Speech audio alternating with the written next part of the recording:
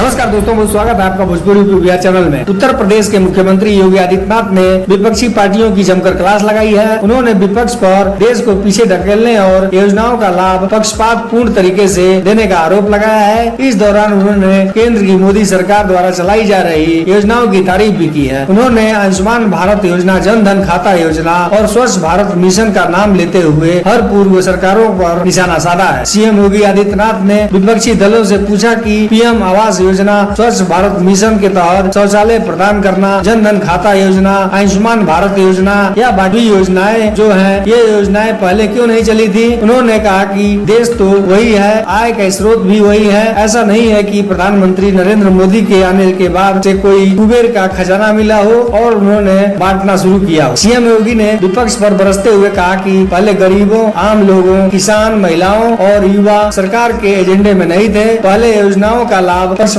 पूर्ण तरीके से होता था। उन्होंने कहा कि आज देश में 50 करोड़ लोग आयुष्मान भारत योजना का लाभ ले रहे हैं। उत्तर प्रदेश में लगभग 10 करोड़ लोग के इस सुविधा का लाभ उपलब्ध हो रहा है। मुख्यमंत्री योगी आदित्यनाथ ने विपक्ष पर विकास के एजेंडे को पीछे धकेलने का आरोप लगाया। उन्होंने कहा कि आत्मनिर्भर भारत से लेकर एक कर्तव्य तक हमें गुलामी की मानसिकता को समाप्त करना है। हमें अपनी विरासत का गौरव की अनुभूति करनी है। समाज को बांटने की कोशिशें विकास की राह में बाधक हैं। जो लोग विकास नहीं चाहते हैं वे समाज को वंशवाद की राजनीति, जातिवाद और आस्था के आधार पर बांटकर और विकास के एजेंडे को पीछे ढकेलने का काम कर रहे हैं। दोस्तों, वीडियो को लाइक करें, चैनल में है तो सब्सक्राइब जरूर करें और अपनी राय कमेंट बॉक्स में जरूर दें।